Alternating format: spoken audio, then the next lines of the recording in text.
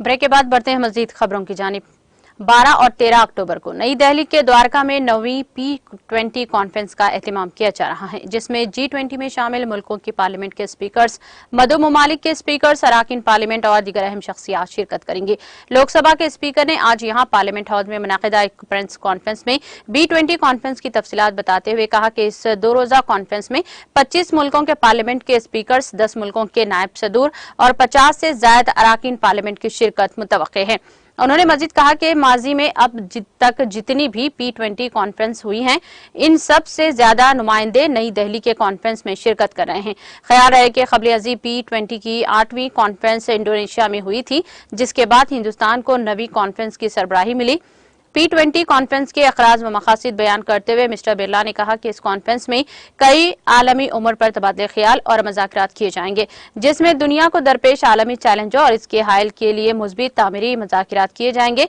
इसके अलावा दुनिया की पार्लियामेंट में इनकी बेहतरीन कारकर्दगी और अवामी मुफादात पर मुबनी कानून बनाने की सिमत में जदीद तरीन टेक्नोलॉजी के इस्तेमाल और इसकी अफादियत पर तबादले ख्याल किया जाएगा, ताकि दीगर ममालिक भी इससे इस्तेफादा कर सकें। लोकसभा के स्पीकर ने कहा कि P20 कॉन्फ्रेंस का असल मकसद अवामी नुमाइंदों, पार्लियामेंट और कानून साज इदारों को अवाम के तई जवाबदाह बनाना और इन इदारों में शफाफियत लाना है। उन्होंने कहा कि P20 की ममालिक के स्पीकर्स अपने अपने मुल्कों के मसाइल और आलमी उम्र पर तबादले ख्याल करेंगे और आलमी माहौलियाती मसाइल पर भी गौर व खौस करेंगे। मिस्टर बिरला ने कहा कि आलमी माहौलियात के मसाइल पर हिंदुस्तान ने अपना नजरिया पेश किया है, जिस पर P20 में गौर व खौस किया जाएगा। लोकसभा के स्पीकर ने हिंदुस्तान को जमहूरियत की मां करार दिया है और कहा कि मुल्क की आजादी के बाद से हिंदुस्तान ने हमेशा ही खवातीन के बहबूद, बराबरी और सबको यकसां हुकूक दिए हैं। इसी तहत हिंदुस्तानी आइन साजों ने सबको वोटिंग राइट्स दिए हैं और तमाम मजहब के इज्जत व एहतराम दिए हैं और सब के साथ यकसां सुलूक किए जाने का इंतजाम किया है।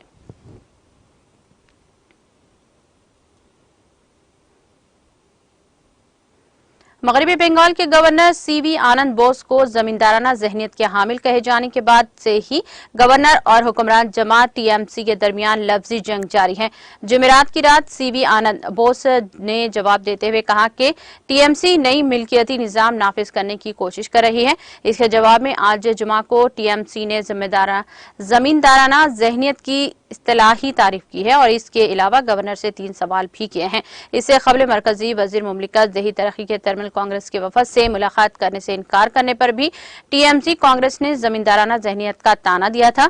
TMC ने जमींदाराना जहनियत की वजाहत करते हुए कहा कि जमींदाराना गांव के गरीबों को 2 साल से इनके हकूक से महरूम रखा गया है। जुमेरात को राजभवन के जराये से इत्तला के मुताबिक गवर्नर CV आनंद बोस ने तृणमूल कांग्रेस पर तंज कसते हुए कहा कि जमीन तक या जमीन के करीब पहुंचना जमींदारी नहीं है, बल्कि जमींदारी शहरों के पुरतोइश क्वार्टर्स में बैठकर गांव के किसानों पर काबू में रखना है।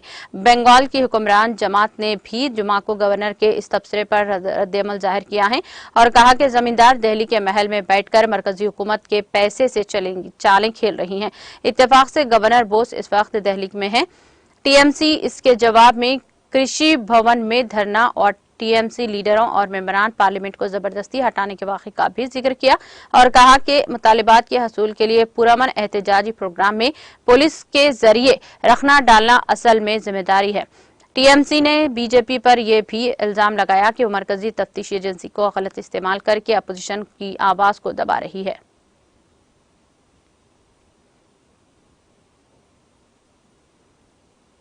जम्मू कश्मीर के लेफ्टिनेंट गवर्नर मनोज सिन्हा जुमा को अपने दौरा कुपवारा के दूसरे दिन मुख्तलिफ अवामी वफद से मिले और इनके मसाइल व मालूमात को गौर से सुना। उन्होंने वफद से इनके जायज मसाइल को जल्द हल कराने की यकीन दहानी करवाई। मौसूफ लेफ्टिनेंट गवर्नर ने से मुलाकाती होने वाले वफद में PRI मेंबरान, सरहदी इलाकों के बाशिंदगान, ट्रेडर्स फेडरेशन, पहाड़ी बकरवाल, गुजर और अक़लियती कम्युनिटी के मेंबरान, किसान, ट्रांसपोर्टेशर्स और मीडिया बरादरी और बार एसोसिएशन शामिल थे। लेफ्टिनेंट गवर्नर ने इनके मसाइल को बगौर सुना और जायजा मसलों को जल्द हल करने की यकीन दहानी करवाई। मीडिया के नुमाइंदों से बात करते हुए उन्होंने कहा कि इंतजामिया की अवाम दोस्त पॉलिसियों से इस जिले की हमागिर तामीर व तरक्की तेज होती जा रही है और अब यहाँ का आम आदमी पुरअमन माहौल में जिंदगी गुजार रहा है। इनका कहना था कि मरबूत काविशों की वसाहत से इन जिले में सयाहों की आमद में भी खातिर ख्वाह इजाफा दर्ज किया गया है। मौसूफ एलजी ने कहा कि बिजली इस जिले के दूर अफादा देहात तक पहुंचाई गई है और जल जीवन मिशन के तहत जारी कामों में भी तेजी लाई जा रही है। उन्होंने कहा कि नल से जल स्कीम के तहत तमाम देहात पंचायतों को 31 दिसंबर तक क्योर किया जाएगा, जिसको 70% काम पहले ही मुकम्मल किया जा चुका है। कपवारा की रेल कनेक्टिविटी के बारे में पूछे गए एक सवाल के जवाब में इनका कहना था कि रेल विजारत ने कपवारा जिले लाइन के सर्वे की मंजूरी दी है। उन्होंने कहा कि सर्वे मुकम्मल होने और डीपीआर जमा होने के बाद रेल लिंक का काम शुरू किया जाएगा।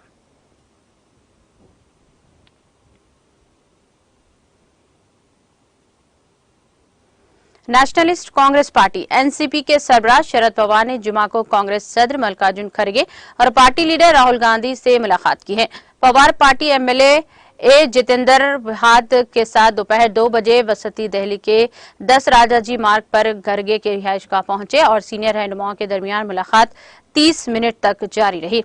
एक्स पर एक पोस्ट में, जो पहले ट्विटर था, खड़गे ने कहा कि आज राहुल गांधी जी के साथ मुल्क के लोगों की आवाज को मजीद बुलंद करने के लिए एनसीपी के सदर शरद पवार जी से मुलाकात की। हम हर चैलेंज के लिए तैयार हैं। इंडिया शामिल होगा, इंडिया जीतेगा। उन्होंने अपनी पोस्ट में मुलाकात की तस्वीर भी शेयर की है। यहां तक कि एक ट्वीट में पवार ने कहा कि कांग्रेस के सदर और एमपी मल्लिकार्जुन खड़गे से इनकी रिहायशगाह पर बशुक्रिया मुलाकात की। MP Rahul Gandhi, NCP MLA Jitendra बहाद और सीडब्ल्यूसी मेंबर गुरदीप सुब्बल भी मीटिंग में मौजूद थे। पार्टी जराये के मुताबिक सीनियर रहनुमाओं ने Indian national development inclusive alliance India block की मुस्तकबिल की हिकमत अमली पर भी तबादला ख्याल किया। जराये के मुताबिक कायदीन ने मौजूदा सियासी सूरत हाल और इत्तेहाद के लिए आगे की राह पर भी तबादला ख्याल किया, जो 2024 के लोकसभा इंतखाबात में मरकज में हुक्मरान बीजेपी से मुकाबला करने के लिए तश्कील दिया गया है।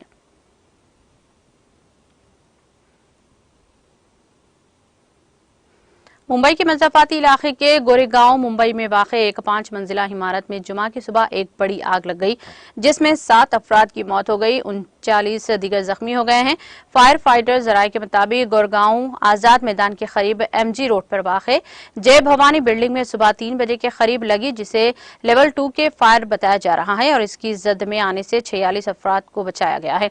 जराये ने बताया कि जख्मियों को फौरी तौर पर मुख्तलिफ हॉस्पिटल में दाखिल किया गया है, जिसमें एचबीटी और कॉपर हॉस्पिटल शामिल है। फायर जराये के मुताबिक आग दुकानों, स्क्रैप मटेरियल, पार्क की गई 2 पहियों और 4 पहियों वाली गाड़ियों, मीटर, कैबिन और प्लाईवुड और दीगर सामान तक महदूद थी। फायर डिपार्टमेंट ने आग बुझाने के लिए 8 मोटर पंपों की 6 होज लाइनों का इस्तेमाल किया। बिलाखिर सुबह तकरीबन 7 बजे के करीब आग पर मुकम्मल तौर पर काबू पाया गया। आग लगने की वजह तहकीकात की जा रही है।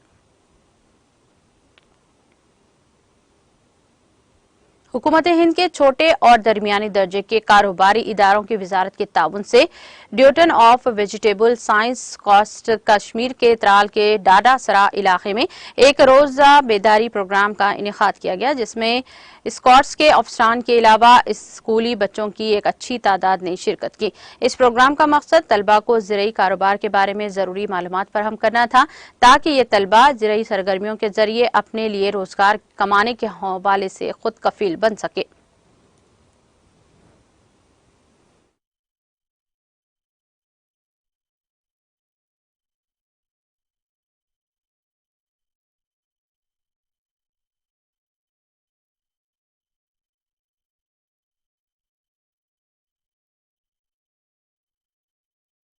मैं doctor Asma Amin, division of vegetable science कॉस्ट कश्मीर से यहाँ आई हूँ, मॉडल पब्लिक हाई स्कूल डाडसरा।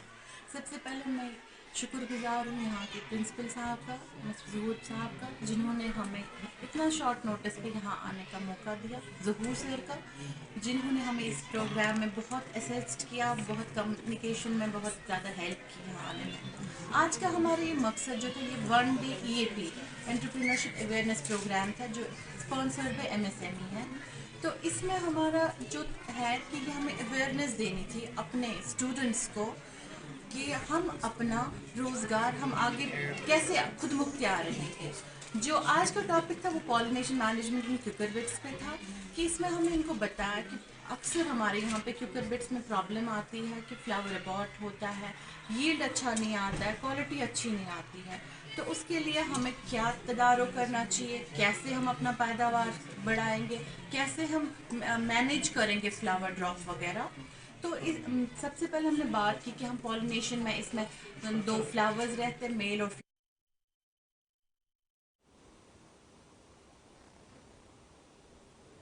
इख्तिताम से ख़ब्ल एक नज़र हेडलाइंस पर। रियासत भर में सरकारी स्कूलों के तलबा के लिए नाश्ता स्कीम का आगाज। उजरा KTR, इंदिरा किरण रेड्डी, हरीश राव, सबिता इंदिरा रेड्डी और दीगर मुंतखब अवामी नुमाइंदों ने लिया हिस्सा।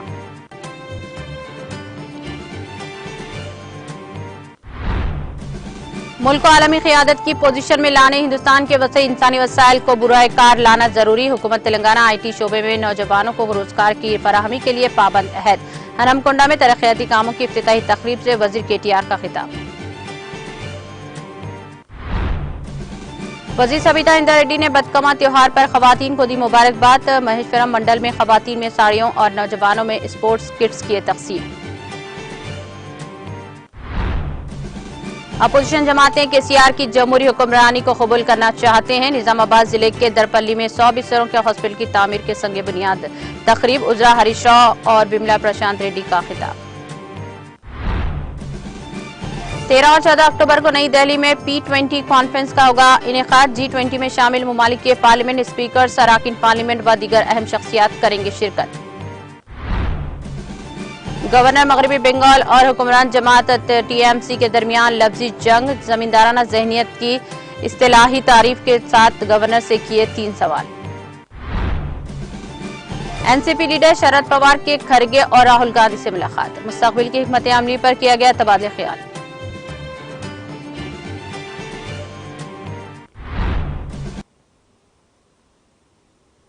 तेलंगाना एक्सप्रेस में फिलहाल इतना ही। दीगर अपडेट्स और प्रोग्राम के लिए जुड़े रहिए TTV के साथ। मुझे दीजिए सारी टीम के साथ इजाजत। अल्लाह हाफिज।